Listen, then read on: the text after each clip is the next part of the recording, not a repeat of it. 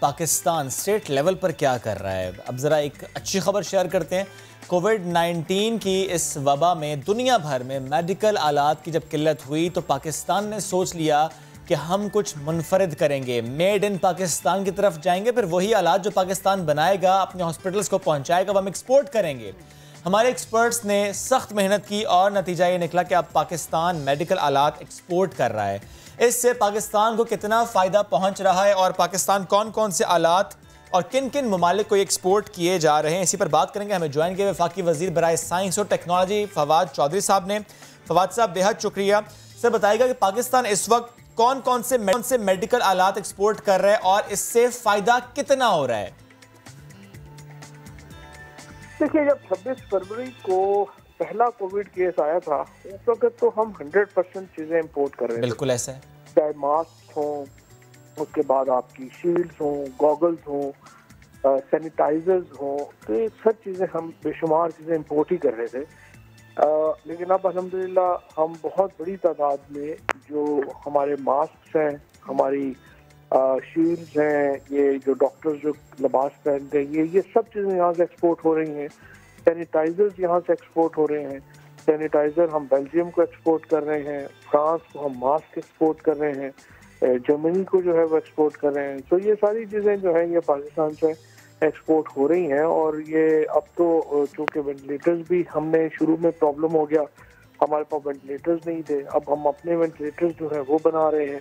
तो ये सारी चीज़ें अब पाकिस्तान के अंदर अल्हम्दुलिल्लाह ऑलमोस्ट 100% चीज़ें कोविड की ना सिर्फ ये कि हम खुद कफील हैं, बल्कि हम एक्सपोर्ट कर रहे हैं।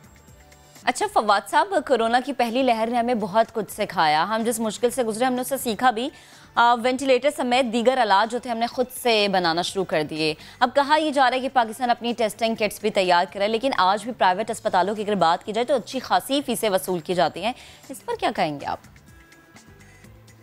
टेस्टिंग किट जो है वो नस्ट ने अपनी बना ली थी, उसके बाद ड्रैप ने इब्तदाई अप्रूवल उसकी दे दी, लेकिन उसकी जो कमर्शियल प्रोडक्शन है वो कुछ वजूहात की वजह से शुरू नहीं हो सकी।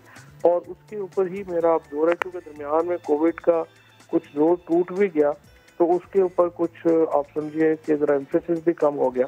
लेकिन आप इंशाल्लाह दोबारा उसके ऊपर शुरू कर लिया है। मुझे उम्मीद है कि बड़ी जल्दी हम उसकी कमर्शियल प्रोडक्शन जो है बिल्कुल ये बहुत ज़रूरी है सर, कमर्शियल प्रिपरेशन, बिकॉज ज़ाहिर है अभी हम सेकेंड वेव एक्सपीरियंस कर रहे हैं और ये उस वक्त की हम बात करें जबकि इंडिया, US और बहुत सारे ममालिक थर्ड वेव एक्सपीरियंस करें। दैट मीन्स कि पाकिस्तान में भी और वेव अभी आनी है। तो ज़ाहिर है अगर सस्ती किट्स होंगी तो जिसने प्राइवेट हॉस्पिटल जाना है वहाँ से इजीली करवा पाएगा, अगर गवर्नमेंट की फैसिलिटी में वो किसी वजह से नहीं करवा पाता। सर, आप मुझे मेड इन पाकिस्तान से मुतालिक मजीद बताएं।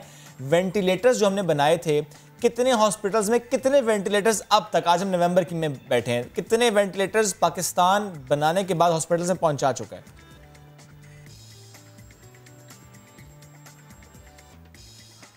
देखिए, ये जो हॉस्पिटल्स हैं, फॉर एग्जांपल मेयो हॉस्पिटल को जो है वो गए थे, उसके बाद अब्बासी शहीद हॉस्पिटल को जो है वो गए थे। इसके साथ जिसको एक्चुअली NRTC ने जो बनाए थे वो उन्होंने दे दिए थे NDMA को। अब आगे उन्होंने किन हॉस्पिटल्स को दिए, क्या किया, उसके बारे में तो मैं नहीं कह सकता।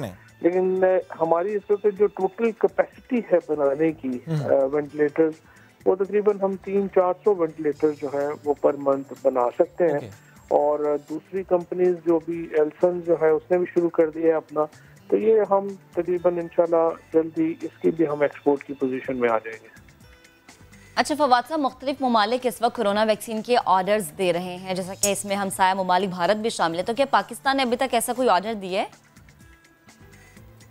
ये मामला जो है जो वैक्सीन का, ये हेल्थ मिनिस्ट्री देख रही है।